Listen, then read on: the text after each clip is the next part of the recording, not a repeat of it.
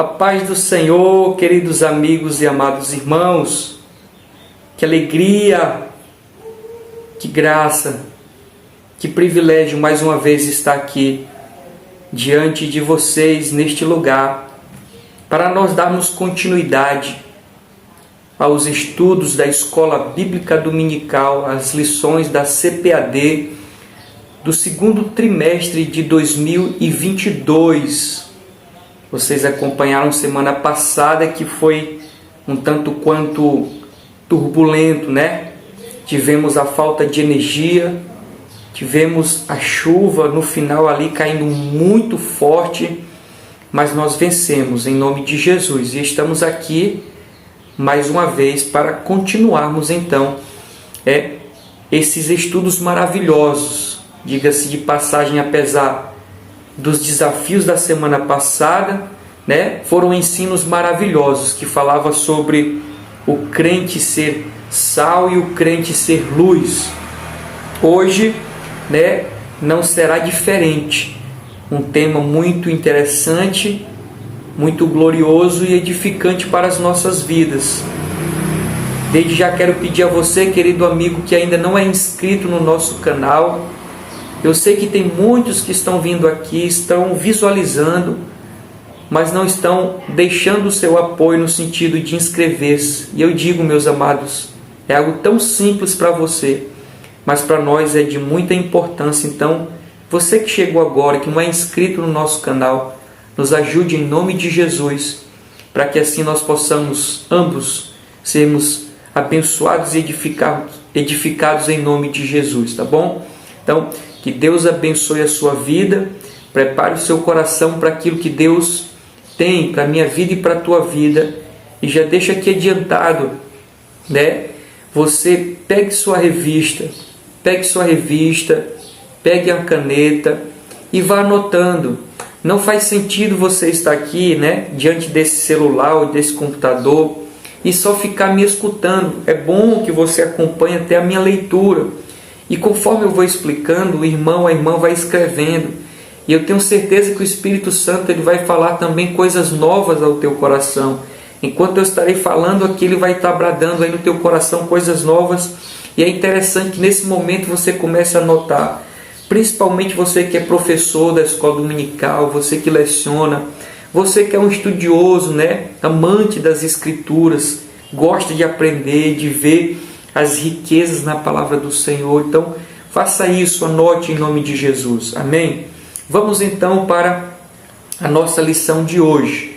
Eu quero aqui deixar registrado o nosso tema geral, o tema que está envolvendo os 3 meses que nós estamos aqui estudando. Confira aí na tela.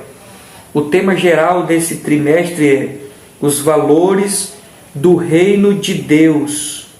A relevância do Sermão do Monte para a Igreja de Cristo. Glória a Deus. Esse é o tema geral da nossa lição. Nós vamos hoje especificamente para a lição de número 3. Confira aí na tela. A lição de número 3 tem como título Jesus, o discípulo e a lei.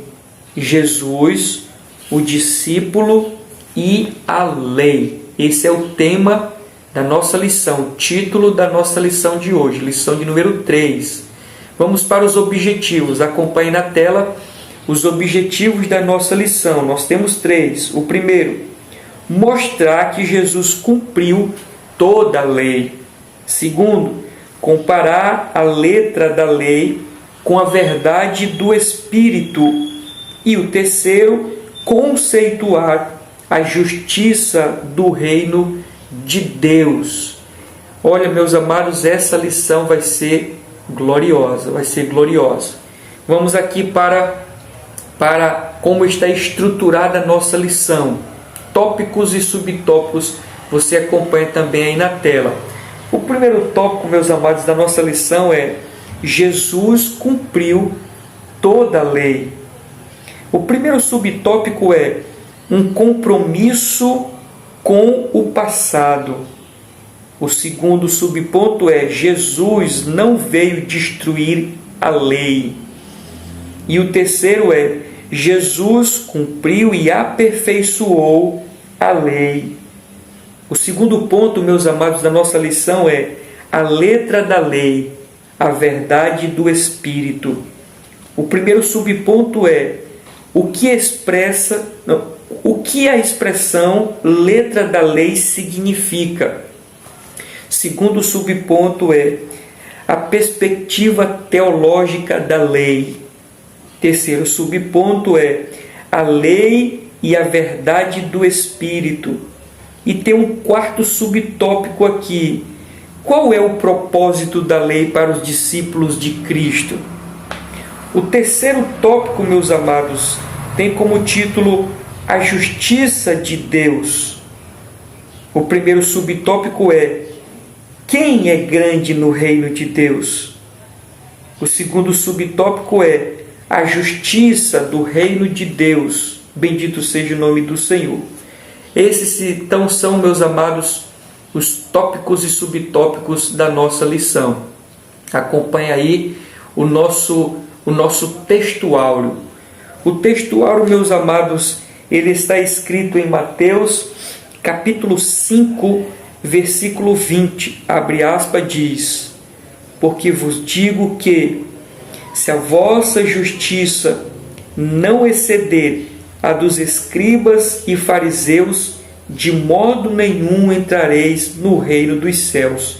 Mateus capítulo 5, versículo 20.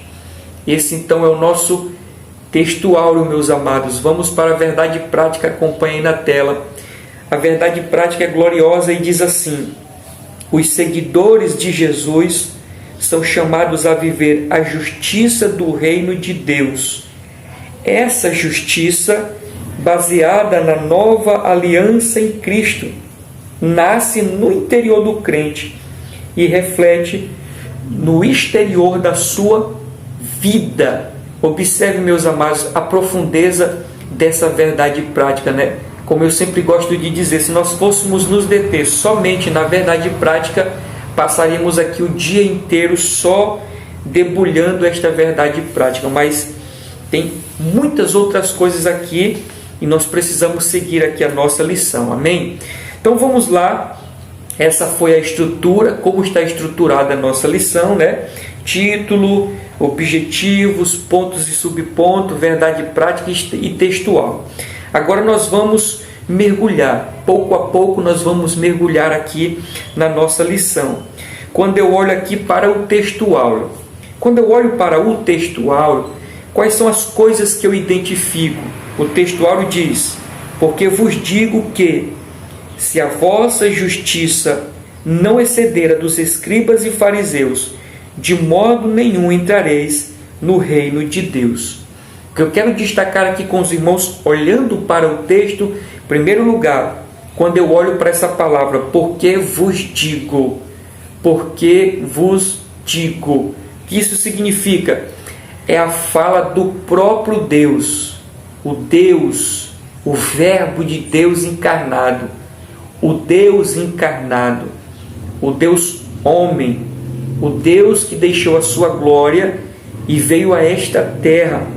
Então, são palavras proferidas pelo Deus encarnado, e isso faz com que a nossa atenção se redobre, né? Eu gosto até de dizer que é o dono do céu que está falando, não é qualquer pessoa, não é o irmão David, não é o seu João, não é o seu Antônio, não. Quem está falando é o próprio Deus, e esse Deus, dono do céu.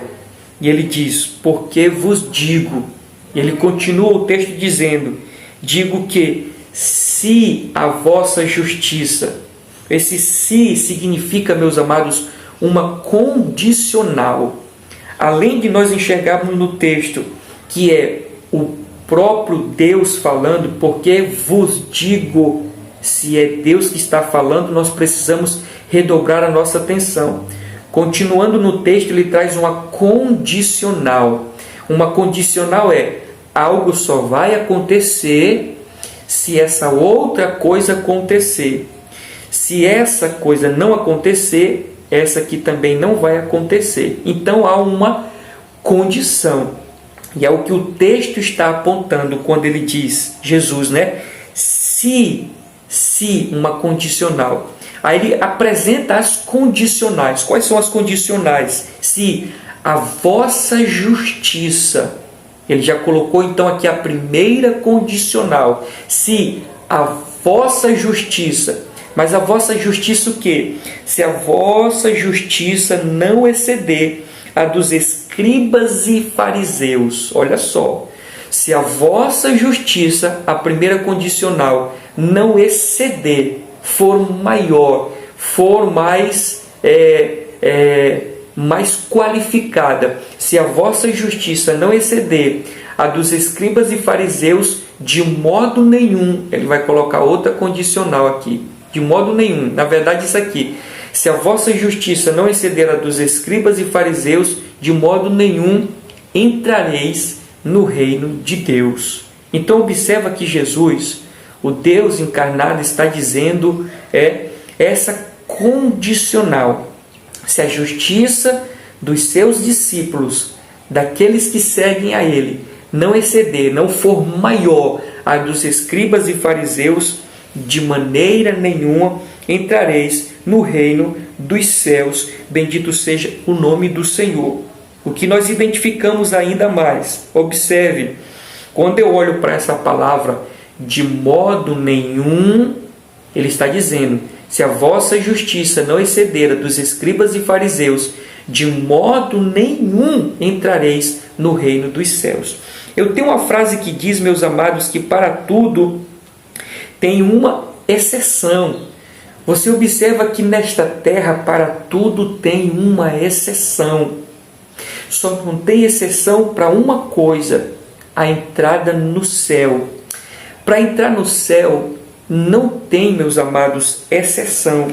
Para entrar no céu, não tem exceção.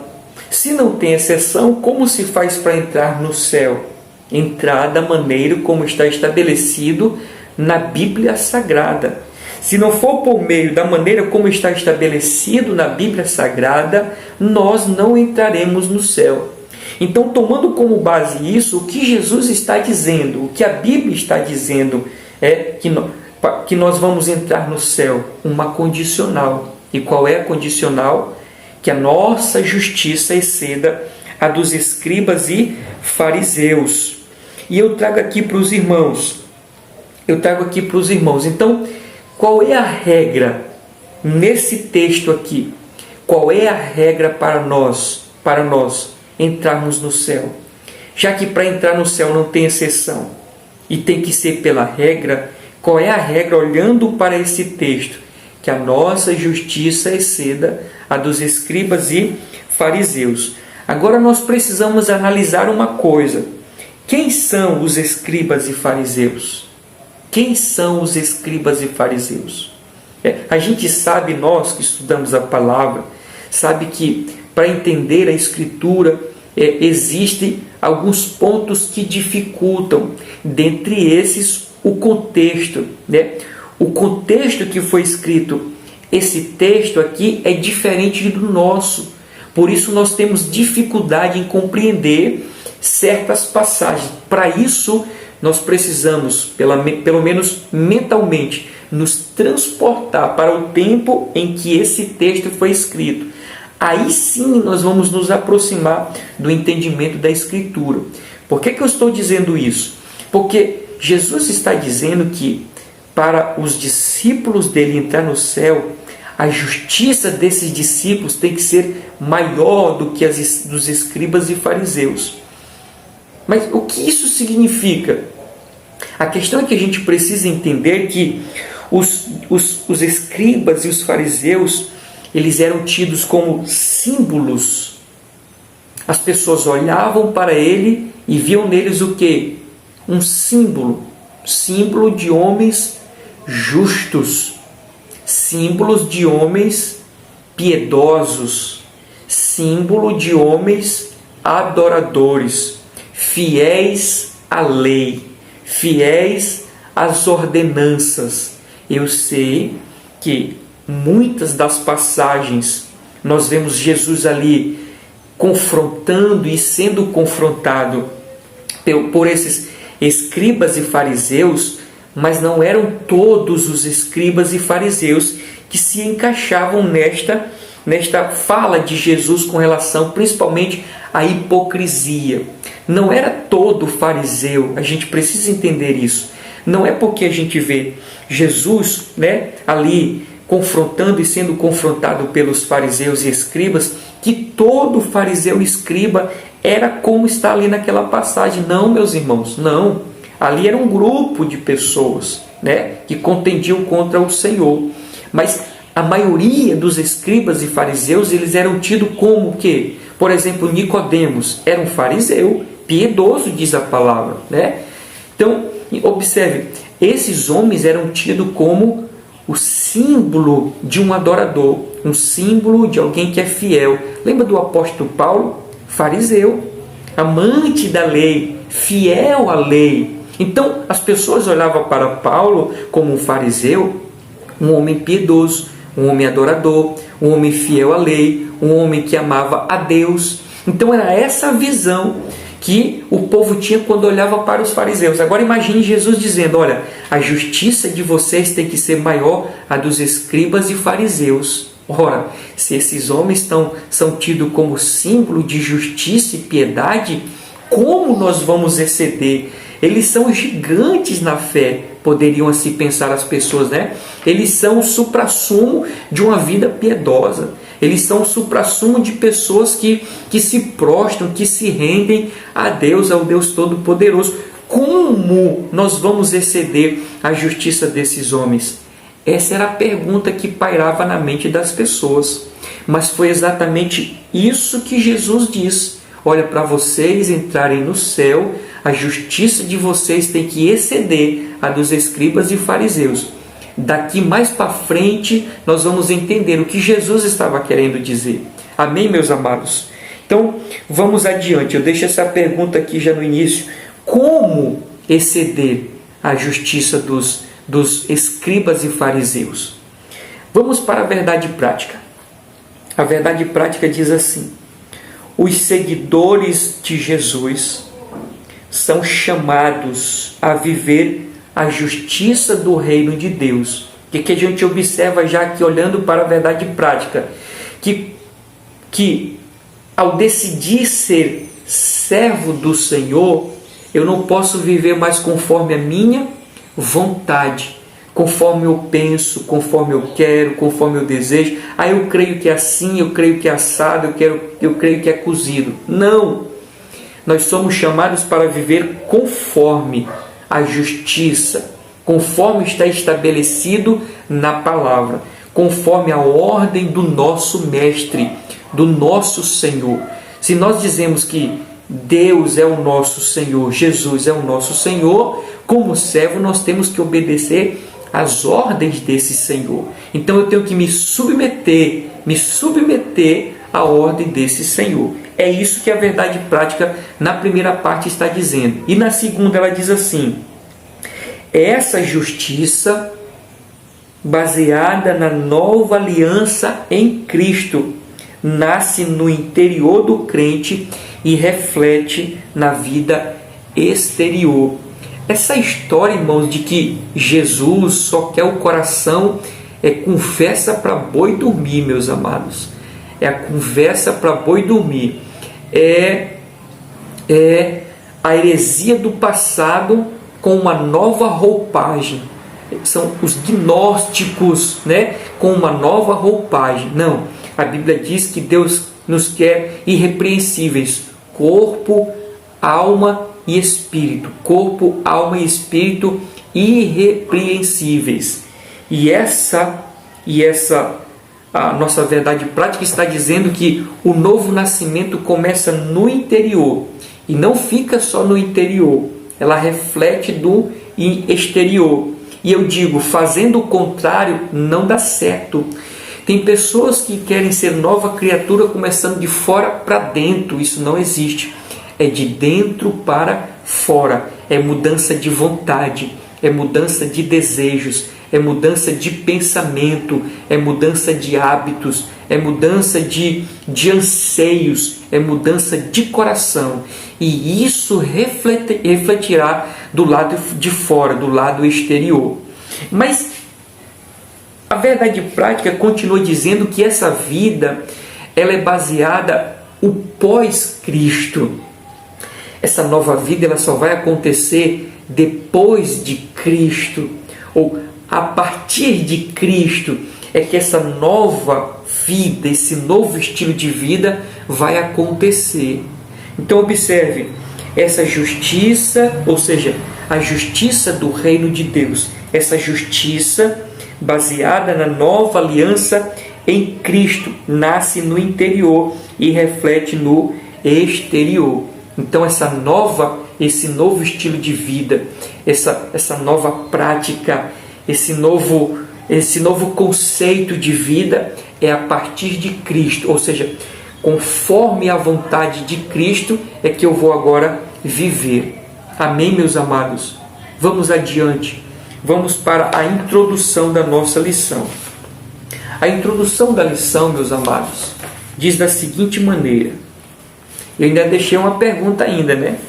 Porque Jesus disse assim, como entrar no reino dos céus? Olha, a justiça de vocês tem que exceder a dos escribas e fariseus. Como exceder a justiça dos escribas e fariseus? Nós vamos ver daqui a pouco. Então vamos lá. A introdução diz assim, você está com a revista na mão? Está com a caneta? Então vamos lá. Nesta lição, estudaremos a respeito da relação de Jesus com a lei e que ele deseja de seus discípulos. Então nós vamos ver a relação de Jesus com a lei e o que Jesus espera em relação aos seus discípulos para com essa lei. Vamos lá. Veremos que o Senhor Jesus cumpriu toda a lei. Eu acredito que isso é sabido de todo cristão, que Jesus ele cumpriu toda a lei. Tudo o que a lei dizia, Jesus fez exatamente como ela estava dizendo. Continuando a leitura. Destacaremos a diferença entre letra da lei e espírito e, finalmente, analisaremos a justiça do reino de Deus. No Sermão do Monte, que é o que nós estamos estudando nesses 3 meses, nós estamos tendo como base o Sermão do Monte e nós vamos estudando parte por parte desse Sermão do Monte. E hoje nós estamos falando daquela parte do Sermão do Monte que Jesus diz assim, né? Que veio cumprir toda a lei. Ele não veio para abrogar, ele não veio para dar descrédito à lei. Pelo contrário, ele veio cumprir. Então vamos continuar. Analisaremos a justiça do reino de Deus. No Sermão do Monte, podemos perceber com clareza que o nosso Senhor não a destruiu. E tem pessoas que dizem que Jesus veio destruir a lei. A lei, Jesus não veio destruir nem a lei, nem o ensino dos profetas, mas antes cumpriu, ele cumpriu, ele executou, ele deu sentido à lei. A lei fez sentido em Jesus Cristo. A lei tomou a sua materialização em Jesus Cristo. A lei se materializou em Cristo. A lei se cumpriu em Cristo. Tudo que a lei apontava recaía em Cristo. Quando Cristo veio, ela se cumpriu, ela foi executada. Mas não somente isso a nossa lição está dizendo. Ele veio cumprir e aperfeiçoou. Porque veja só, meus amados, lá em Hebreus diz que a lei é sombra das coisas futuras.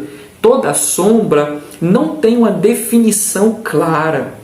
Nós não vemos nos detalhes. É apenas uma sombra de algo real que está fazendo uma sombra. No Velho Testamento só olhava para a sombra, né? Tinha ali uma noção, mas não tinha coisa com clareza. Aí veio o Cristo, né? Porque a lei só apontava para Cristo, veio o Cristo que é a realidade. Agora olha-se para Jesus e tem todo o entendimento. Entendemos agora com mais clareza, como se fosse a minha mão. Jamais pela sombra eu iria ver essas marquinhas, essas rugas aqui. Pela sombra eu não conseguiria ver. Mas olhando agora para a imagem real, eu vou ver os detalhes. Eu vou ver a minha unha agora. Eu vou ver aqui essa parte da minha pele enrugada. Não é isso? Que eu estou olhando agora para a figura real. Assim como olhando para Jesus. O Velho Testamento era a sombra das coisas futuras. E quem é o real agora? Onde é que a lei cria sentido? Na pessoa de Jesus. Por isso que a lição está dizendo que Jesus cumpriu e aperfeiçoou. Jesus ele esclareceu aquilo que as pessoas não tinham compreendido. Amém, meus amados? Vamos adiante. Ainda no finalzinho da leitura diz assim: assim como os seus seguidores, a nossa justiça deve transcender a dos escribas e fariseus. Essa é a nossa introdução. Vamos para o primeiro ponto da nossa lição. O primeiro ponto da nossa lição diz assim: Jesus cumpriu toda a lei. O primeiro subponto diz: um compromisso com o passado. Um compromisso com o passado. A leitura diz: quando o nosso Senhor começou a ensinar, seu propósito nunca foi o de destruir tudo ou não valorizar o passado relativo aos ensinos da lei e dos profetas. A expressão "não pensem" revela exatamente isso. Ora, Jesus sabia que o ensino da antiga dispensação era valioso, verdadeiro, bom e belo. Ele jamais ousará ser um revolucionário. E diga-se de passagem, os religiosos achavam isso de Jesus, que Jesus estava sendo um revolucionário, principalmente em relação à questão do sábado. Quando Jesus ensinava no sábado, quando Jesus curava no sábado, quando Jesus fazia prodígios no sábado, principalmente nesse aspecto do sábado, eles tinham Jesus como aquele que estava quebrando a lei, um revolucionário. E nós estamos aprendendo que não. Jesus ele tinha toda a lei como algo bom, como algo belo, como algo verdadeiro, como algo sério vindo da parte do Pai dele. Continuando. Ele jamais ousara ser um revolucionário, portador de um espírito destrutivo, como o apóstolo Paulo também não. Isso está em Romanos 3:33. Assim, aprendemos com Jesus que não é possível construir um futuro bom se não preservarmos as coisas boas que os antigos relegaram. Então Jesus ele não veio para chutar o pau da barraca, me perdoe a expressão. Jesus não veio para chutar o pau da barraca. Jesus não veio para jogar tudo, e começar novo. Não, ele vai começar a partir do que já está estabelecido. Jesus vai dar sequência daquilo que já está posto. Ele não derruba o fundamento, ele não lança fora. É a partir disso, porque é preciso que haja essa base para que o projeto seguinte, que vai dar sequência, também tenha uma firmeza, tenha uma consistência, consiga resistir. Bendito seja o nome do Senhor Jesus Cristo. E eu gostei aqui no final, e é o que eu quero ressaltar aqui para nós, quando a revista diz assim: assim aprendemos com Jesus que não é possível construir um fundamento bom se não preservarmos as coisas boas que os antigos nos legaram. Eu coloquei alguns pontos aqui para nós dizendo assim: Jesus era consciente que a lei falava dele. É o primeiro ponto que eu destaco aqui para nós. Jesus era consciente de que a lei falava dele. Ora, se Jesus é consciente que a lei falava dele, não faz sentido ele lançar fora. Não faz sentido ele querer dar uma de revolucionário, porque ele sabia que aquilo, a lei, os mandamentos falavam a respeito dele, do Senhor Jesus Cristo. A gente vai ver em Lucas, no capítulo 24, verso 44. Anote aí, irmãos, e traga lá na sua aula. Lucas capítulo 24, verso 44. Lucas 24, 44. Diz assim a palavra do Senhor. Lucas 24, 44.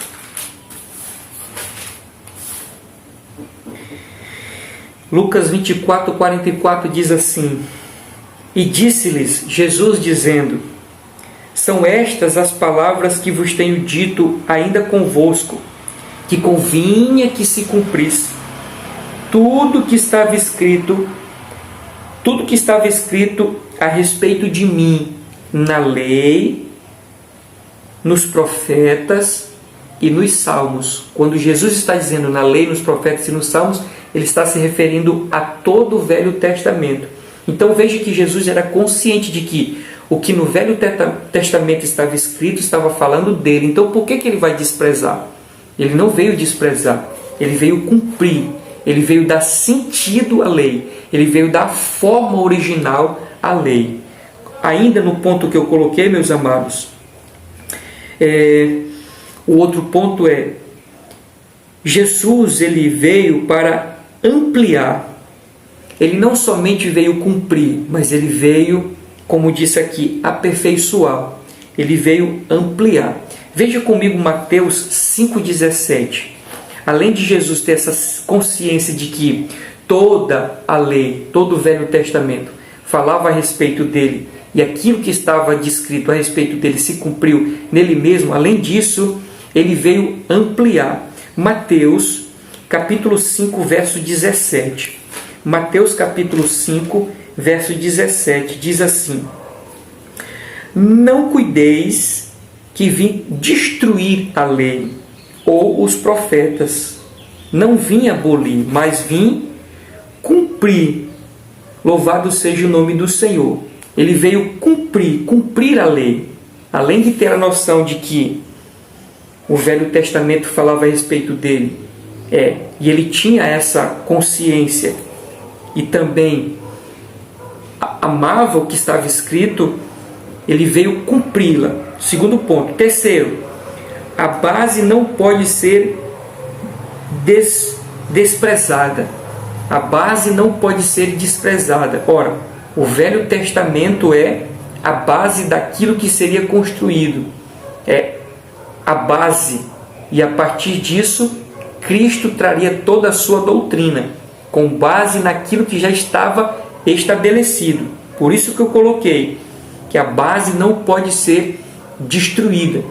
Todo bom engenheiro, construtor, ele sabe que para que uma casa se sustente, precisa primeiro de quê? De uma base. Sem uma base sólida, sem uma base firme, esta casa possivelmente não resistirá ao tempo, aos intempéries. Então, precisa de uma base.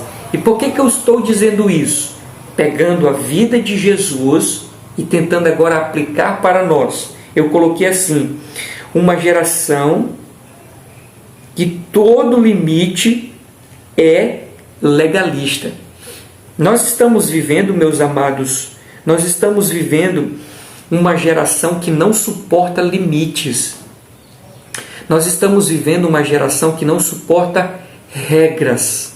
Nós já estudamos em lições anteriores a respeito desse sentimento de liberdade que as pessoas dizem que encontram em Cristo. Em Cristo agora nós somos livres, mas eles não entendem que não são livres para tudo ou fazer qualquer coisa. Até então a Bíblia adverte dizendo assim: não useis da vossa liberdade, Não useis da vossa liberdade para viver uma vida de libertinagem. É assim que a Bíblia diz. Mas infelizmente é como as pessoas estão vivendo. Lembra que Cristo não veio ser um revolucionário, por incrível que pareça. As pessoas da nossa geração, que se dizem crentes cristãos, estão querendo ser revolucionários. Eles jogam tudo para trás e querem construir tudo novo, desprezando a base, dizendo que é legalismo, dizendo que é uma atitude de religioso, de alguém que é até idólatra, alguém que preza pelos limites, alguém que preza o limite, pela regra, é tido agora como alguém quadrado, como alguém fanático, como um religioso. Misericórdia, irmãos, misericórdia. Nós não podemos desprezar aquilo que os nossos irmãos do passado construíram. Mas infelizmente é o que nós estamos vendo hoje. Infelizmente. E se mexeu na base, tudo que vem depois não é coisa boa. E é o que nós estamos vendo hoje, meus amados. É o que nós estamos vendo hoje. Essa geração, que todo limite para eles é sinal de legalismo. Eles querem viver conforme eles imaginam, conforme eles creem, conforme eles acreditam. E nós vimos lá na verdade prática que o verdadeiro discípulo, ele segue conforme a orientação do seu Senhor, conforme a orientação do seu Cristo, conforme está estabelecido na sua palavra. Então, meus amados, muito cuidado com o espírito revolucionário. Eu já ouvi dizer, meus amados, olha, só para vocês terem uma ideia, eu já ouvi pastores se respaldando no sentido de que eles têm segurança. Não tem esses pastores agora com segurança, pastores com segurança. Da onde eles tiram isso? Dizer que Jesus tinha seus seguranças. Dá para entender um negócio desse, irmãos? Dá para entender um negócio desse? Pastores com segurança, porque dizem que Jesus tinha 12 seguranças. É essa geração que nós estamos vivendo, meus amados. Infelizmente. Mas precisamos clamar para que Deus tenha misericórdia da sua igreja, do seu povo, da nossa vida, e que nós não venhamos também cair nesse espírito de revolucionário, meus amados. Chutar o pau da barraca, dizer que tudo está tudo errado e querer revolucionar. Não é assim que funciona, meus amados. Não é assim que funciona. Muito cuidado com o espírito revolucionário. Por esse caminho muitos já trilharam e não teve mais volta, meus amados. Muito cuidado. Vamos adiante. O segundo subponto da nossa lição diz assim: Jesus não veio destruir a lei. Vamos para a leitura. Para muitos opositores, Jesus era um agitador, revolucionário, destruidor da tradição recebida. Em João 15, 18 nós vemos isso. Quer ver? Abra lá, João 15, 18. João 15, 18. João 15, 18. Diz assim a palavra do Senhor: se o mundo vos aborrece, sabei que primeiro do que vós me aborreceu. Bendito seja o nome do Senhor. O mundo aborreceu a Jesus. João capítulo 15, não é 15 não, meus amados, é 5. João capítulo 5, versículo 18. Agora sim, João 5, 18 diz assim: por isso, pois, os judeus ainda mais procuravam matá-lo, porque não só quebrava o sábado, mas também dizia que Deus era o seu próprio Pai, fazendo-se igual a Deus. Então, aqueles religiosos procuravam matar a Jesus, porque na mente daqueles religiosos, Jesus estava sendo um revolucionário, quando na verdade não era isso. Jesus estava dando sentido para a lei e mostrando aquilo que eles não tinham enxergado. Continuando.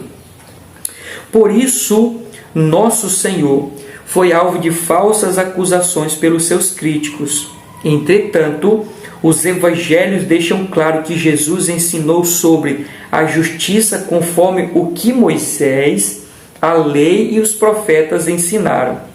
No lugar de enfraquecer a lei, ele devolvia o verdadeiro sentido dela, já abandonado pelos mestres judeus. Observou?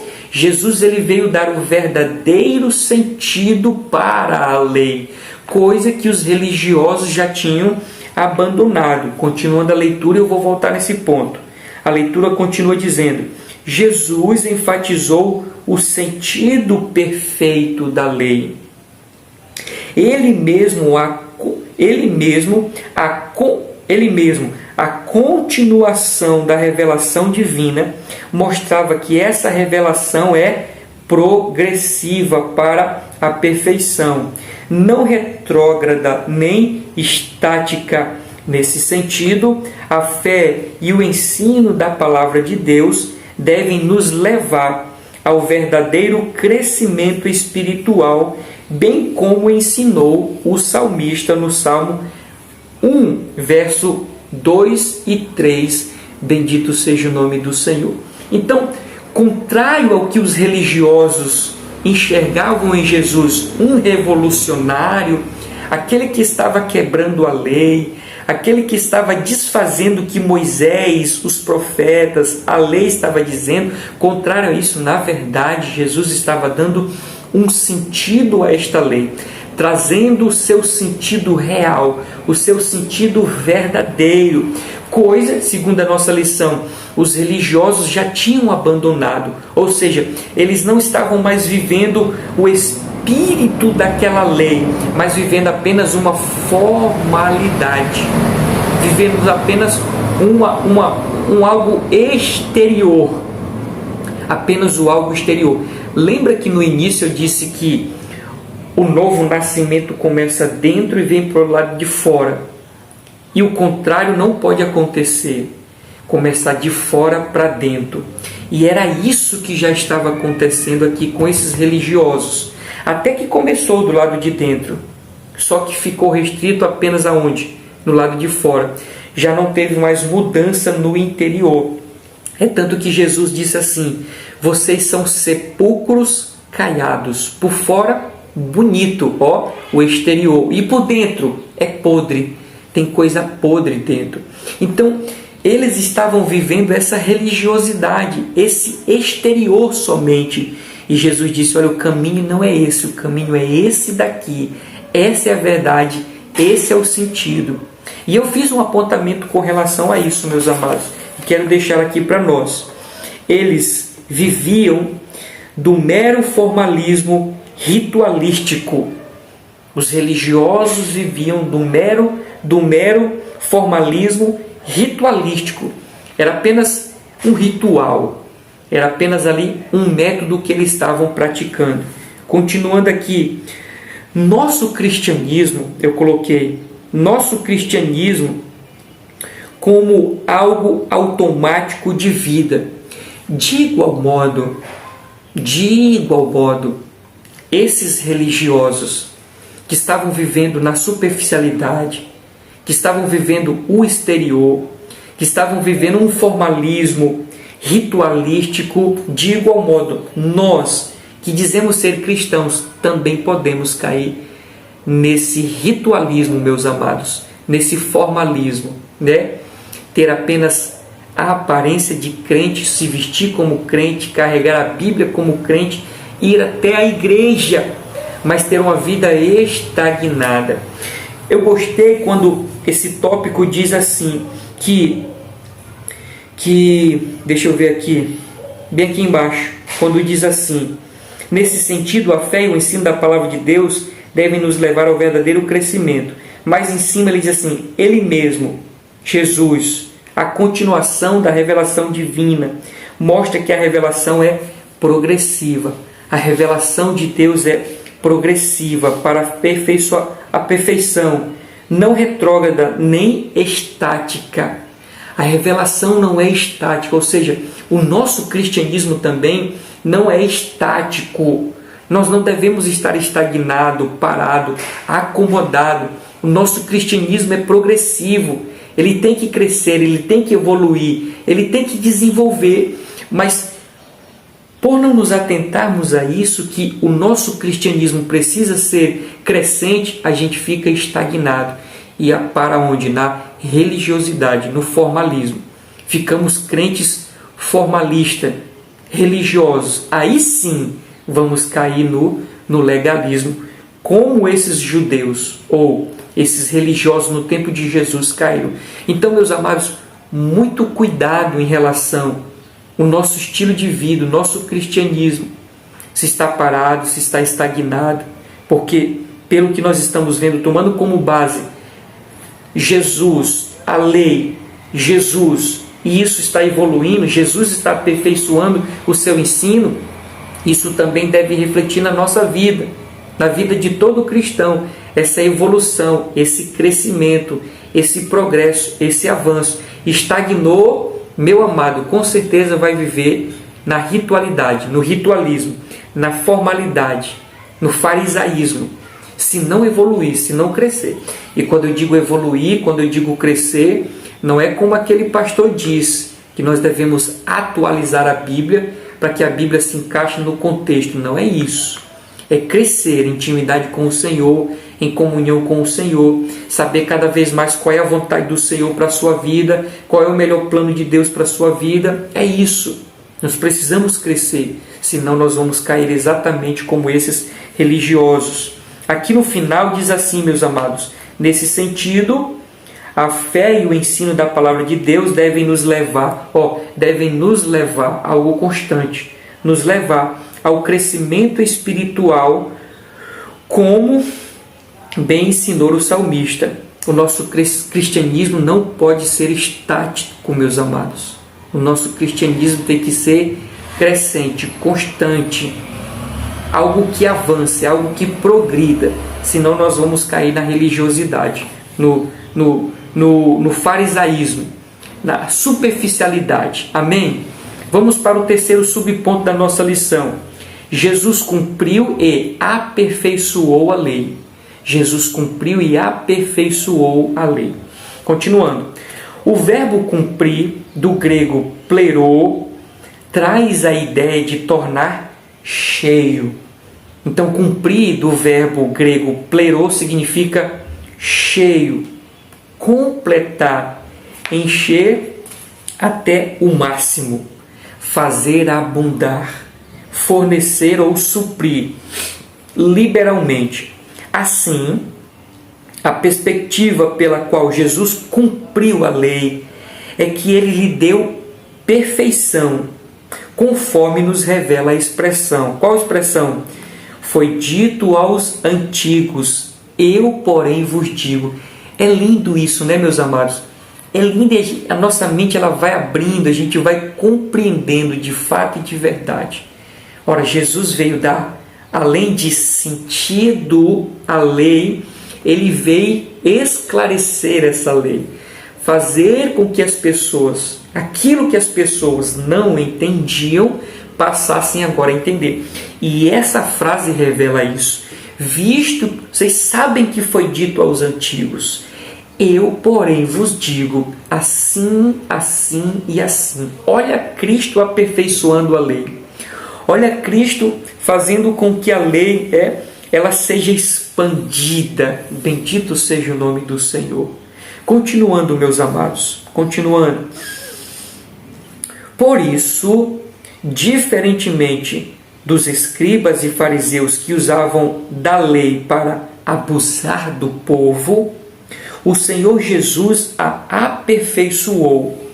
O que era visto como sombra cedeu espaço para a realidade do pleno cumprimento profético. Em Jesus, o que era visto por meio do decálogo e dos profetas concretizou-se fielmente em nosso Senhor Jesus, conforme nos revela o escritor aos Hebreus, do capítulo 1, do verso 1 ao 3. É lindo demais, irmãos, quando nós compreendemos essa verdade. E, infelizmente, é isso que os judeus ortodoxos não compreendem. Nós temos os judeus messiânicos e nós temos os judeus ortodoxos. Os judeus messiânicos são aqueles que acreditam que, de fato, Jesus era o Messias. Mas tem os judeus ortodoxos que não olham, não veem Jesus como o Messias. Lembra que João disse assim, das falas da palavra do Senhor: veio para o que era seu, e os seus, os judeus ortodoxos, não o receberam. Não receberam Jesus como o Messias. Por que eles não receberam Jesus como o Messias? Porque eles não entenderam que a lei se cumpriu em Jesus, que as profecias ditas pelos profetas, pelos antigos, se referia a Jesus. E até hoje, Muitos judeus esperam Jesus, meus amados. E a gente crê, nós, servos do Senhor, cremos que Jesus já veio, voltou para o Pai, voltará sim para buscar a sua igreja. Então, Jesus veio dar sentido à lei, Jesus veio aperfeiçoar a lei, Jesus veio esclarecer a lei, Jesus veio ampliar a lei. E eu destaco aqui, meus amados, um ponto. Aquilo que eu já falei, que na pessoa de Cristo a lei alcança o seu sentido real. Na pessoa de Cristo a lei, ela alcança o seu sentido real. Jesus não veio abolir, não veio abrogar, não veio desfazer, ele veio cumprir, ele veio dar sentido, ele veio ampliar, ele veio aperfeiçoar. Tudo se cumpriu na pessoa de Jesus. Segundo ponto da nossa lição, a letra da lei, a verdade do Espírito. A letra da lei e a verdade do Espírito. O primeiro ponto diz assim: o que a expressão letra da lei significa? É uma pergunta interessante, né?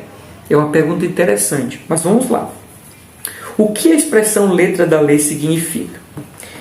De acordo com as cartas de Paulo, a expressão letra da lei diz respeito ao Antigo Concerto, ou seja, ao Velho Testamento. O que é a letra da lei?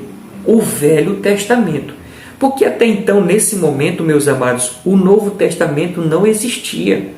O Novo Testamento ele vai sendo produzido conforme as coisas vão acontecendo na vida de Jesus, na vida dos apóstolos e na vida da igreja. O Novo Testamento ele abarca isso, os acontecimentos na vida de Jesus, na vida dos apóstolos e na vida da igreja primitiva. Então, a Bíblia de Jesus era o Velho Testamento. A Bíblia do apóstolo Paulo era o Velho Testamento. Então, quando o apóstolo Paulo diz a letra da lei, ele está se referindo o quê? Ao Velho Testamento. Amém? Vamos avançar. Essas letras expressam os desígnios de Deus em forma de proibições escritas que revelam o pecado e leva à condenação, como mostra em Romanos, do capítulo 7, do verso 7 ao 25. Em suma, dominado pela fraqueza da carne e sem força, o homem seria levado à morte diante da letra da lei. Então, observe que o Velho Testamento, além de apontar para Jesus, e a lei se cumpre em Jesus, existem outros desdobramentos dessa lei. Essa lei fala da fraqueza do homem. Essa lei mostra a imagem real do homem. O quê? Que ele é pecador, que ele é fraco, que ele desobedece a Deus, que o coração dele não está inclinado para o Senhor. E esse que tem a vida assim, o que resta para ele é morte. Morte espiritual. O distanciamento do Senhor, seja aqui, seja na eternidade. Então, a letra da lei apontava para a morte. Por quê? Porque o homem não conseguiria viver aquilo que estava estabelecido, ou seja, essas proibições que Deus colocou, na lei, o homem não conseguiria. É tanto que a Bíblia diz que se alguém tropeçasse numa, toda a lei era quebrada. Olha, irmãos, que não era fácil. Olha que não era fácil o homem alcançar a salvação. Olha que não era fácil o homem se aproximar do Senhor.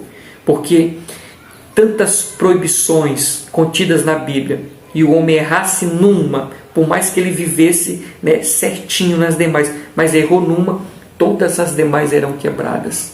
E isso mostra o quê? A impotência do ser humano em relação à obediência plena, completa, para com a vontade do Senhor. Não conseguiria.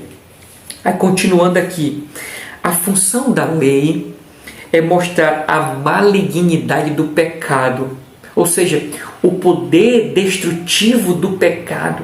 Se nós formos olhar para o Gênesis, nós vamos ver ali o conflito o conflito já entre os seres humanos, entre Adão e Eva, não é isso? Pode ver que um já fica jogando a culpa para o outro. Tem ali o conflito entre os seres humanos. Olha só a malignidade do pecado. Nós vamos ver até o homem apontando o dedo no rosto de Deus. Quando Adão diz assim, a mulher que tu me deste. Olha só, irmãos. Olha só o homem apontando o dedo para Deus. Olha só o homem afrontando a Deus lá no início por conta do pecado, irmãos. Então a lei vem mostrar isso, a malignidade do pecado e a impossibilidade do homem salvar-se. Lembra que eu deixei uma pergunta lá no início? Como exceder a justiça dos escribas e fariseus? E precisamos ter em mente que os escribas e fariseus eram símbolos de homens justos, de homens piedosos, de homens servos de Deus, homens tementes ao Senhor. Mas como exceder? Principalmente agora em saber que esta lei, ela está dizendo dessa impossibilidade do homem salvar-se, da nossa fraqueza, da nossa incapacidade. Como? Vamos adiante. Nesse sentido, eu vou ler novamente. A função da lei é mostrar a malignidade do pecado e a impossibilidade do homem salvar-se. Nesse sentido, veja só, serviu como paidagogos, ou seja, a lei serviu como paidagogos, do grego. Isso é, um pedagogo, ou seja, um guia. A lei serviu como um guia, continuando, para nos levar a Cristo. Além dela mostrar que o homem é fraco, que o homem é frágil, que o homem não consegue salvar-se, mas ela está apontando, tu não consegue, mas tem um que consegue. Tu não consegue salvar-se, mas tem um que pode te salvar. Tu não consegue perdoar os teus pecados, mas tem um que pode te perdoar. Então a lei tinha essa função de paidagogos, pedagogo, guia, alguém que estava guiando, norteando, mostrando o caminho. A lei tinha essa função de mostrar o caminho, um caminho para um alvo. Quem era o alvo? Jesus.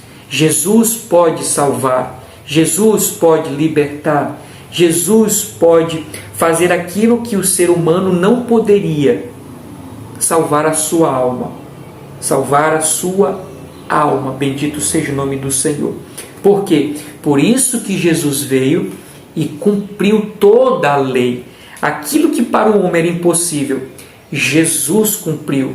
Jesus fez. Jesus cumpriu a lei como ele mesmo diz. Continuando a leitura, meus amados. Um exemplo que revela essa função é a relevância dos profetas no Antigo Testamento para despertar o povo ao verdadeiro arrependimento diante de Deus. Entretanto, o judaísmo transformou a letra da lei em um sistema de normas frias e sem vida. Ou seja, eles transformaram a letra da lei, tudo o que estava escrito no Velho Testamento, em apenas rituais. Um mero formalismo. Vem Jesus e dá um outro sentido. Ele coloca a vida agora. Jesus está colocando vida na letra dessa lei. Jesus está dando o real sentido, o significado real daquilo que estava posto. Bendito seja o nome do Senhor. Então, destrinchando um pouco mais, eu vou resumir esse tópico dizendo assim. A letra da lei falava sobre a condenação do homem. Segundo, a consequência desse pecado. O pecado do homem é a consequência desse pecado, ou seja, a condenação, o inferno.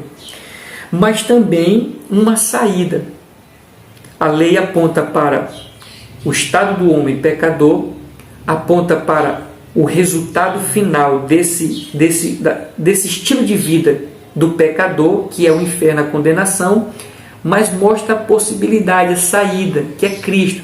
Por isso que o Velho Testamento se refere e aponta para Jesus, porque em Jesus O homem tem agora a possibilidade de ser salvo. Bendito seja o nome do Senhor. Vamos lá para o segundo subponto, que diz assim: a perspectiva teológica da lei. A perspectiva teológica da lei. Para os judeus, a lei representava sua completude por meio de uma tríplice visão. Para o judeu, a lei apresentava sua completude em uma tríplice divisão: lei moral, lei cerimonial e lei judicial. Lei moral, lei cerimonial e judicial. A lei moral envolve os 10 mandamentos. A cerimonial se refere à adoração do povo de Deus no tabernáculo e posteriormente no templo.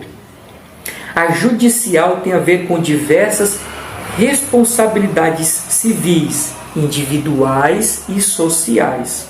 Pelo sistema da antiga lei, havia um falso entendimento de que o homem poderia viver de maneira justa segundo o seu próprio mérito e que por isso seria possível salvar-se. Ora, o apóstolo Paulo refutou sabiamente esse falso entendimento. Em suas cartas, o apóstolo deixou bem claro que o Senhor Jesus Cristo cumpriu toda a lei e que por isso pôs fim ao sistema da lei mosaica, de modo que ele ofereceu traga um novo e vivo caminho para se achegar a Deus. Uma nova aliança que concede justificação e paz ao salvo. Então, olhando para o Velho Testamento, se divide em 3 leis: moral, cerimonial e judicial. Moral falava a respeito, a lei moral dizia respeito aos 10 mandamentos. A lei cerimonial tratava sobre as questões da adoração do povo lá no tabernáculo e depois no templo em Jerusalém. E a lei judicial, que falava a respeito das responsabilidades civis, sociais, individuais dos judeus. Então eles tinham aquilo como o suprassumo para alcançar a justiça, né? Fazendo aquilo, eles seriam considerados justos. Mas como eu já falei aqui, quebrando uma, quebrava todos. E o homem não conseguiria cumprir tudo aquilo, devido à sua fraqueza, devido à sua pequenez, devido à corrupção do seu coração. Jamais o homem conseguiria cumprir o que estava estabelecido na lei. Vem Jesus e cumpre, ele sim, o único que teve a capacidade de cumprir toda a lei. Bendito seja o nome do Senhor. Então, Jesus cumpriu toda a lei. Eu quero destacar 2 pontos aqui para nós. Primeiro,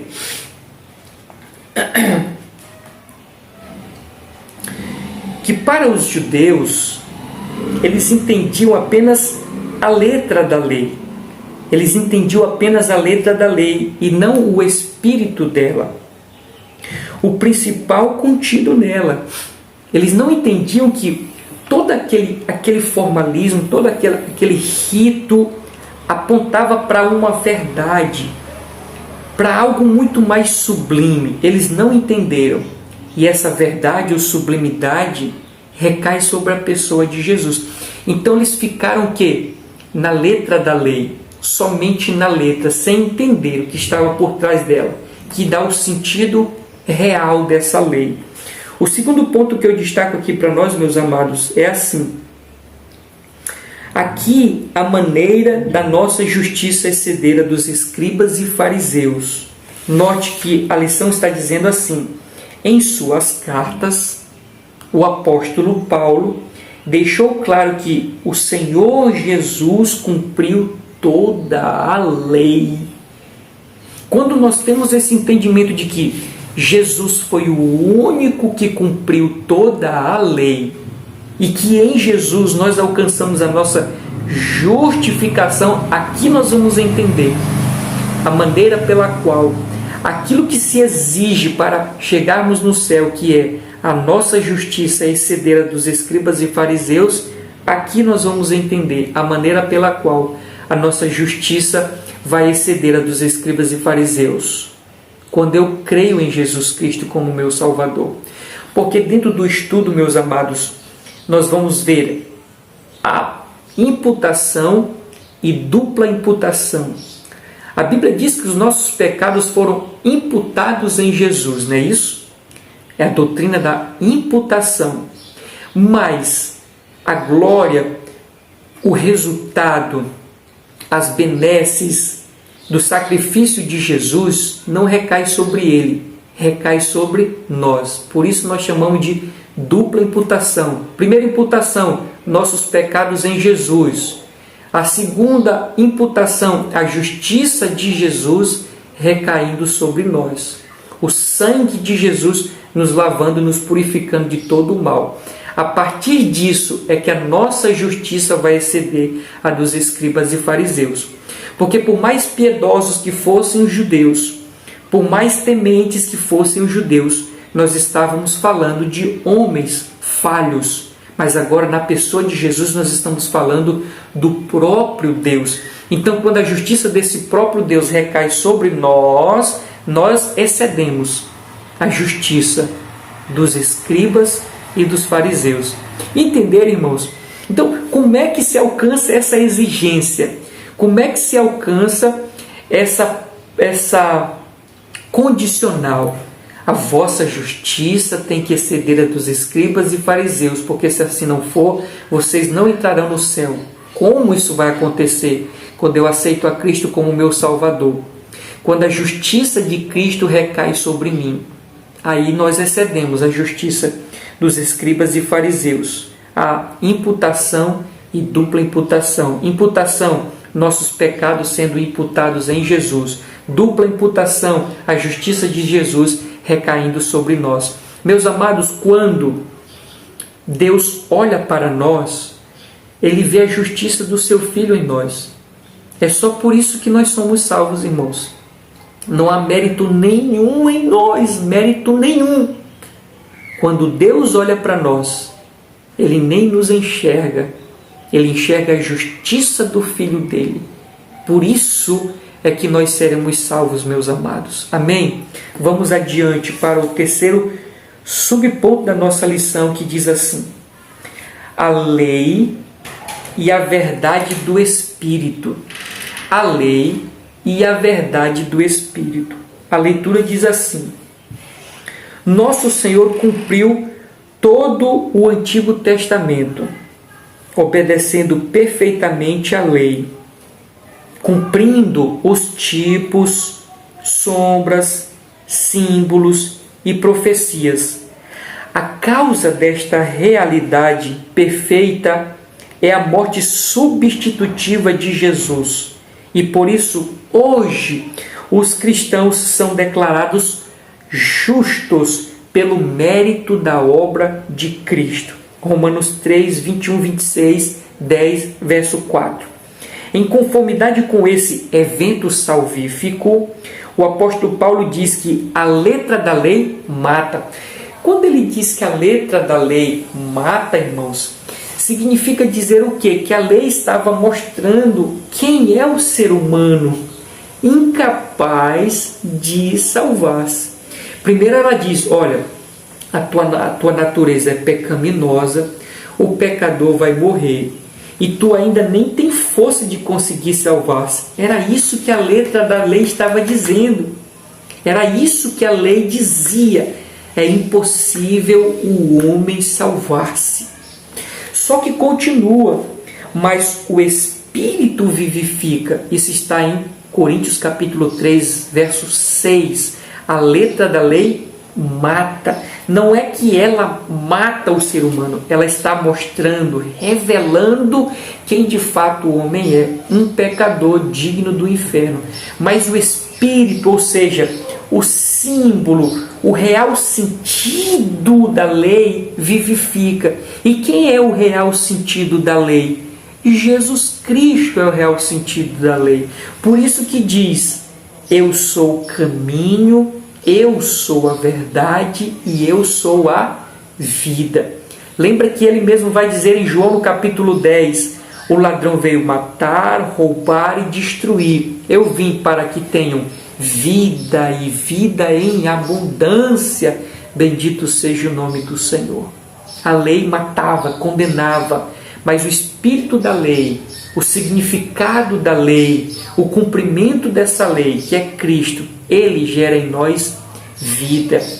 Até então o apóstolo Paulo vai dizer, ele nos vivificou, Jesus, estando nós mortos em nossos delitos e pecados. Amém, meus amados? Vamos adiante, que tem muita coisa ainda. Então vamos lá. Isso mostra que o novo concerto revelou-se na pessoa de Jesus, que gera vida, e não mais a letra pesada da lei que gera morte, ou seja, de um código exterior de normas para um código interior, e o que? Dinamizado na vida pelo Espírito, de palavras registradas em tábuas de pedra para de palavras registradas em tábuas de pedra para palavras cravadas no coração pelo Espírito. No coração pelo Espírito. O Espírito Santo traz vida em Cristo e crava a vontade de Deus em nossas consciências e em nossos corações. Lá em Jeremias diz assim que ele troca o coração de pedra por um coração de carne. E diz lá também que ele daria um novo concerto, agora na pessoa de Jesus Cristo. O antigo concerto condenava, trazia morte, mostrava quem era o ser humano. Mas agora no novo concerto, na pessoa de Jesus, tem vida, tem restauração, tem milagres, tem poder, tem salvação. Bendito seja o nome do Senhor. Vamos mais adiante, meus amados. Vamos para o quarto ponto aqui da nossa lição, meus amados, ou subtópico, tá? Qual o propósito da lei para os discípulos de Cristo? Já que Jesus veio cumprir a lei, tem algum sentido para nós olharmos para a lei? Ela serve ainda para nós? Precisamos observar alguma coisa dela? É o que nós vamos ver agora. Vamos lá. Vimos que Jesus cumpriu toda a lei. Nesse sentido, cabe perguntar, há propósito da lei para os cristãos? O apóstolo Paulo responde essa questão mostrando que a lei ela é santa, está estabelecida, se cumpre no amor e opera atualmente por meio do Espírito Santo, que dinamiza a vida interior do cristão. Portanto, é Jesus Cristo quem impacta. É Jesus Cristo quem impacta, aperfeiçoa e por meio do Santo Espírito implanta no interior do crente o verdadeiro sentido da lei. Nós precisamos olhar a lei como o símbolo, como figura, apontando para Jesus. Mas se Jesus veio cumprir, dar sentido àquela lei, não significa que passou, não significa que ficou ultrapassada. Ela continua viva, viva agora na pessoa de Jesus. É a partir de Cristo e de seus ensinos, aquilo que ele vai dizer. E nós precisamos entender esta verdade, irmãos. O que não é para nós observarmos do Antigo Testamento, Cristo não fez menção. Mas o que é para nós nos atentarmos, é válido para a nossa vida contida, no Velho Testamento, Cristo fez menção. É assim que a gente tem esse entendimento, essa visão, essa clareza. Então, é a partir de Cristo, o que Cristo ensinou, o que Cristo demonstrou. E lógico, se a Bíblia dele era o Velho Testamento, ele vai se utilizar daquilo que está no Velho Testamento. Então, nem eu e nem você podemos aqui desfazer da lei. Cristo deu sentido e continuou levando adiante. Então, nós vamos observar aquilo que Cristo levou adiante. Então, por exemplo, aqui, Mateus. Vamos ver essa referência, Mateus 22. Mateus 22. O que diz essa referência aqui para nós? Mateus 22, do verso 36 ao 40. Mateus 22, do 36 ao 40. Diz assim a palavra do Senhor. Mateus 22, do 36 ao 40. Mestre, qual é o grande mandamento da lei? E Jesus disse: amarás o Senhor teu Deus de todo o teu coração, de toda a alma e de todo o pensamento. Esse é o primeiro grande mandamento. O segundo, semelhante a esse: amarás o teu próximo como a ti mesmo. Destes dois mandamentos dependem toda a lei e os profetas. Mateus 22, do 36 ao 40. Os judeus querendo ali saber o que Jesus achava a respeito dos mandamentos, querendo saber qual era o mais importante, Jesus diz: toda lei se resume em duas coisas: amar a Deus sobre todas as coisas e o próximo como a ti mesmo. Então, qual é o sentido da lei para nós? Qual é o propósito da lei para nós? É mostrar esta realidade. Porque, em suma, pegando toda a lei, em suma, o que resta é amar a Deus e amar o próximo. E Jesus diz: quando nós fazemos isso, nós estamos cumprindo toda a lei. Parece fácil, né, irmãos? Parece simples, eu digo. É simples dizer: amar a Deus e o próximo, você está cumprindo a lei. Mas não é fácil. Não é fácil amar o próximo. Principalmente quando esse próximo não é como a gente queira que seja. Tipo, a Bíblia diz assim: ame os vossos inimigos. Nós queremos amar a quem? Quem nos ama, não é isso? Nós só queremos amar quem nos ama. Mas a Bíblia está dizendo que o meu próximo é também o meu inimigo. Então, note que já começa a dificuldade. Por isso eu preciso do Espírito Santo para que eu quebre o meu ego, o meu orgulho e ame o meu inimigo. Não é fácil. É simples. O conceito é simples, mas a prática não é fácil. Mas esse próprio Deus é quem opera em nós e nos dá força para viver essa ordem. Amar a Deus e amar o próximo.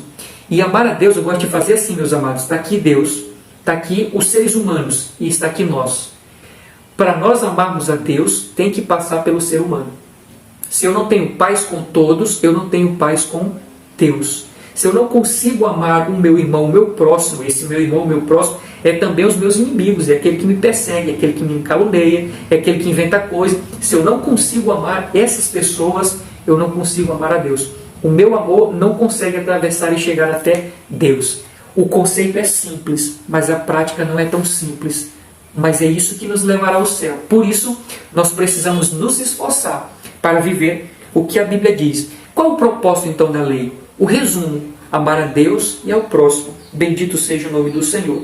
Eu escrevi aqui, tendo se resumido no amor. Tudo se resume no amor. A lei e os profetas se resumem no amor. Todo rito sem o amor é mera formalidade. Eu digo que sou crente, eu carrego a Bíblia, eu me visto como crente, eu vou para os cultos, mas tudo isso, amados, se não tiver o amor ao próximo, eu nem vou conseguir amar a Deus. Então observa que tudo parte do sentimento interpessoal.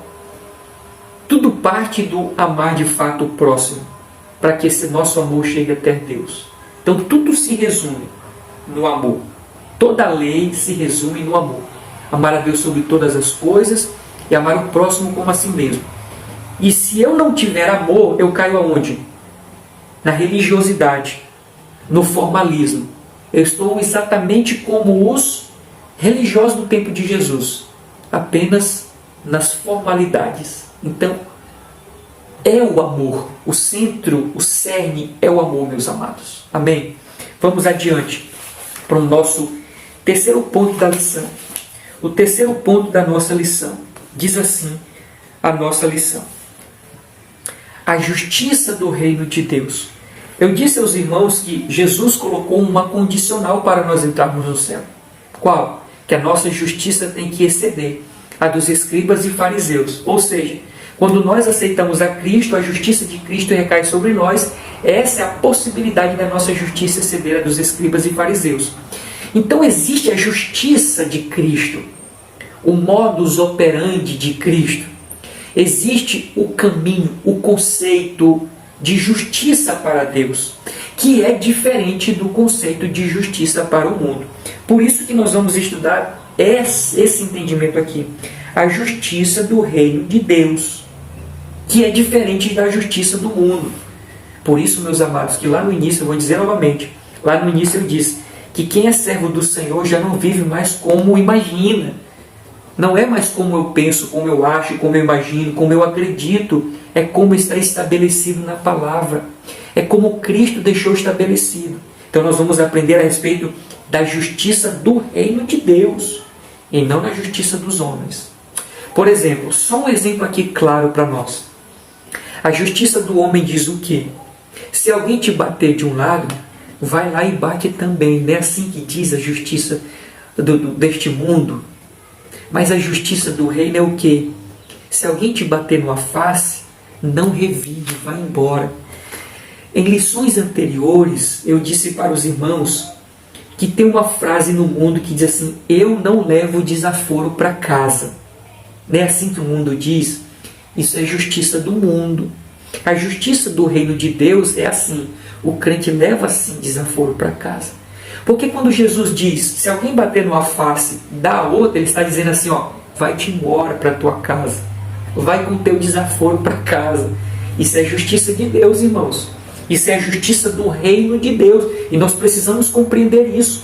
Não é mais pela nossa justiça, não é mais pela justiça do homem, é pela justiça do reino de Deus. E a vontade de Deus está expressa na palavra. Nós precisamos compreender a vontade de Deus. Vamos lá. Quem é grande no reino de Deus? Quem é grande no reino de Deus? Quem é grande? Eu vou inverter. Quem é grande aqui no reino da terra? Não é quem tem dinheiro? Quem tem fama? Quem tem sucesso? Quem tem status, poder? Não são os governantes, não são esses que são os grandes. Isso no conceito ou lógica do mundo. E no reino de Deus, quem são os grandes? Vamos lá. Mateus 5, 18 e 19 mostra que são considerados grandes no reino de Deus os que se acham fiéis e cumpridores de toda a lei de Cristo. Esses são os grandes. Quem? Pela visão do reino de Deus.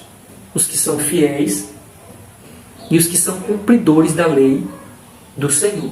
Continuando. Consequentemente, são rebaixados à condição de menores os que negligenciam, removem, separam, violam o menor dos mandamentos de Deus e não atentam para a sua instrução, quer por omissão, quer por transgressão. Assim como discípulos de Cristo e cidadãos do reino dos céus, devemos cumprir e ensinar a lei divina a partir do poder do Espírito Santo que transforma, aperfeiçoa e concede-nos graça e verdade. Por isso, meus amados, que nós precisamos compreender a palavra do Senhor e pôr ela em prática, porque fazendo isso na visão de Deus, nós seremos grandes. No reino de Deus, quando nós praticamos toda a lei, nós somos considerados grandes. Não é pela lógica ou ótica do mundo, mas é pela lógica ou ótica de Deus, pela visão de Deus. E a visão de Deus, aqueles que são grandes, são aqueles que cumprem a sua vontade. Por que nos tornamos grandes, irmãos? Porque não é fácil. Não é fácil cumprir a vontade do Senhor. Requer muita renúncia, abnegação, mortificação da carne. Mas fazendo isso, Deus nos considera grande e ainda nos concede o Espírito Santo para assim conseguirmos essas vitórias, meus amados. Amém? Vamos para o segundo subponto da nossa lição, que diz assim: a justiça do reino de Deus. Quem é o grande no reino de Deus? Nós vimos a justiça do reino de Deus. A leitura diz: a compreensão da justiça do Antigo Testamento, baseada no binômio lei e obra, gerou orgulho pessoal. Olha só, irmãos, a justiça que os religiosos obtinham por meio da lei gerava o que neles? Sentimentos de orgulho pessoal. confiança nas próprias ações para justificarem a si mesmo. Observou que essa observância, além de para os judeus do tempo de Jesus estar apenas como algo exterior, frio, ainda gerava neles o quê? Orgulho, prepotência e arrogância. E eu digo que o Evangelho, na verdade, ele é humilhante. O Evangelho nos humilha. Meus amados, quanto mais perto de Deus nós nos chegamos, mais indigno nós achamos. Quando eu passo a me achar alguma coisa, significa que eu estou muito longe de Deus. Porque quanto mais próximo de Deus eu me aproximo, mais eu vejo quão santo Ele é e quão pecador eu sou. E quando eu digo que o Evangelho é humilhante, a Bíblia diz que nós devemos imitar a Cristo, é ou não é?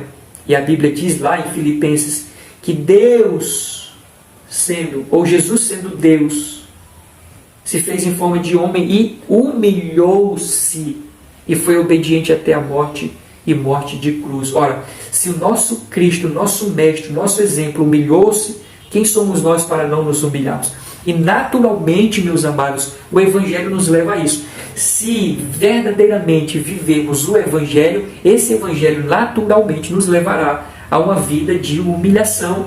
O Evangelho que não leva a uma vida de humilhação não é o verdadeiro Evangelho, meus amados. Porque naturalmente o verdadeiro Evangelho nos leva a ter uma vida de humilhação. Porque ao passo que eu me aproximo de Deus, mais pecador eu me vejo, mais indigno eu me vejo. Mas não era o que estava acontecendo com os religiosos. Estava tendo orgulho neles. Será que nós não estamos vivendo assim, meus amados? Nos achando os tais, os super justos. Tem até uma frase no nosso meio que diz assim, eu acho muito errado isso, meus amados. Eu tenho crédito com Deus. Você já ouviu essa frase? Eu tenho crédito com Deus. Tem nada, irmão. Nós temos crédito com Deus, coisa nenhuma. Nós vamos ser salvos pela graça, só isso que dirá ter crédito, meus amados. Quando a Bíblia vai dizer que os nossos melhores atos de justiça são como trapo de imundícia, que dirá ter mérito diante de Deus, irmãos? Eu tenho mérito, eu tenho saldo, eu tenho crédito, tem coisa nenhuma. Vamos lá. No Antigo Testamento há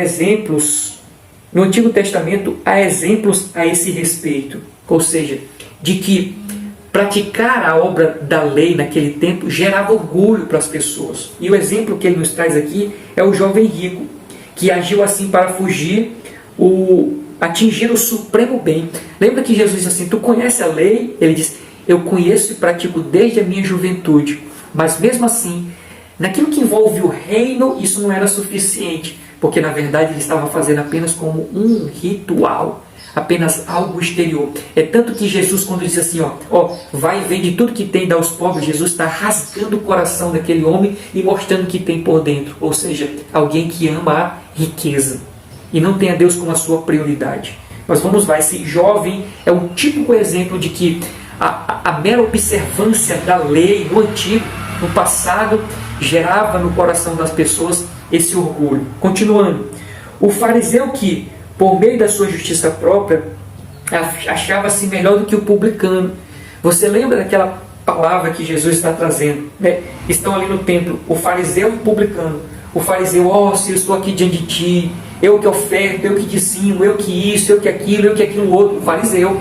Bem do lado estava ali o publicano, não tinha coragem nem de olhar para o alto. Senhor, sou miserável, sou pecador, não sou como este homem, injusto, temente.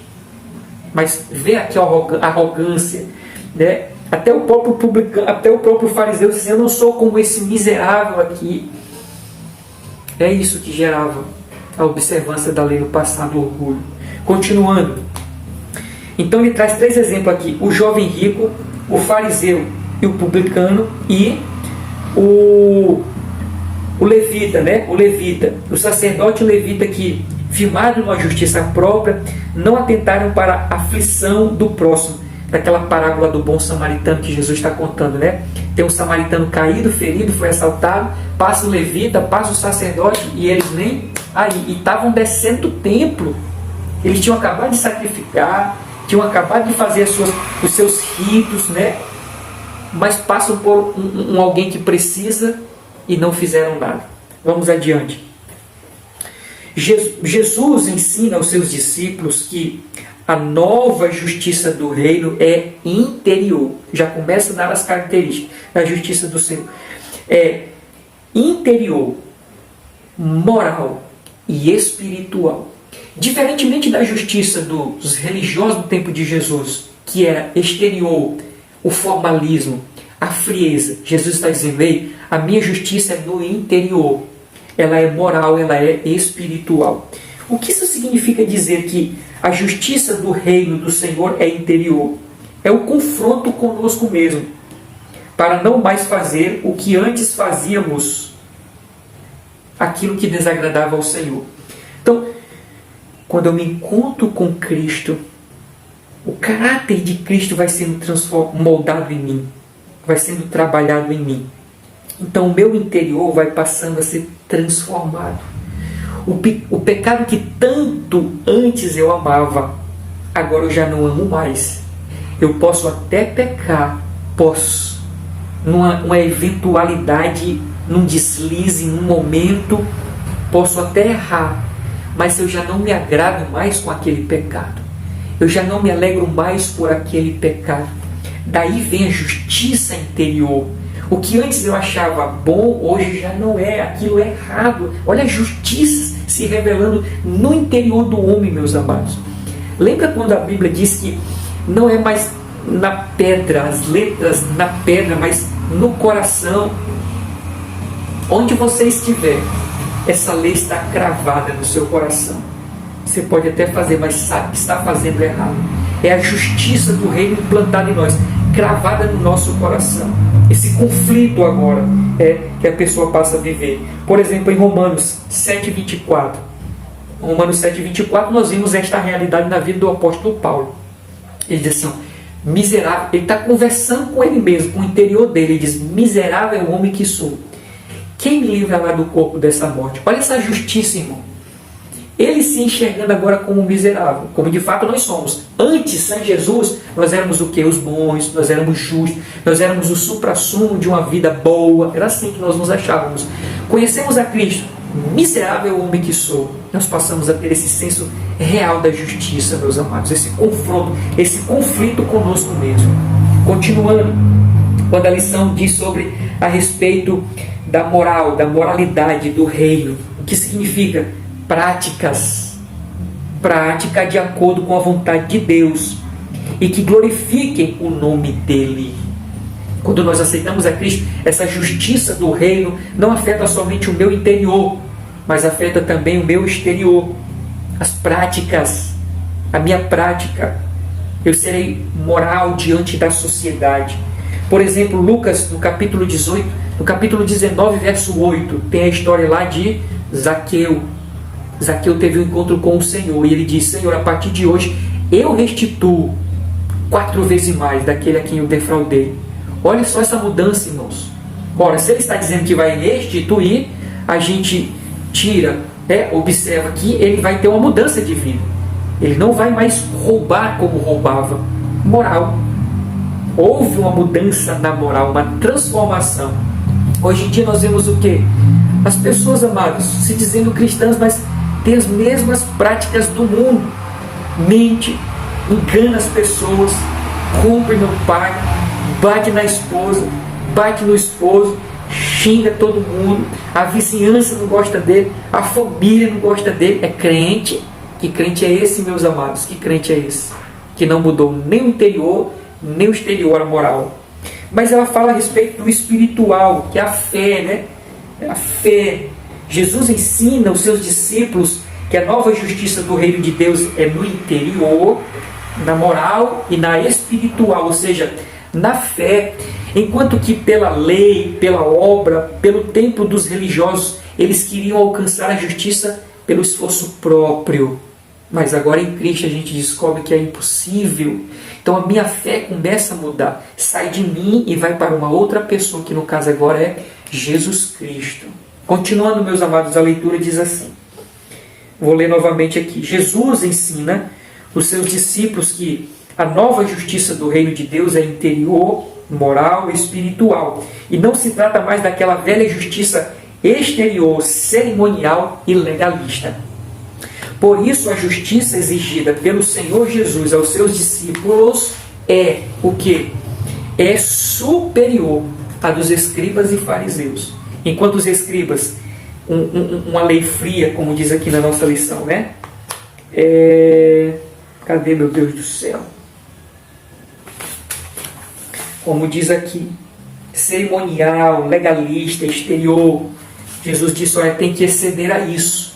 Ou seja, uma transformação no interior, práticas na moral, mudança e a questão da confiança, da fé. A nossa fé para a salvação está respaldada em quem?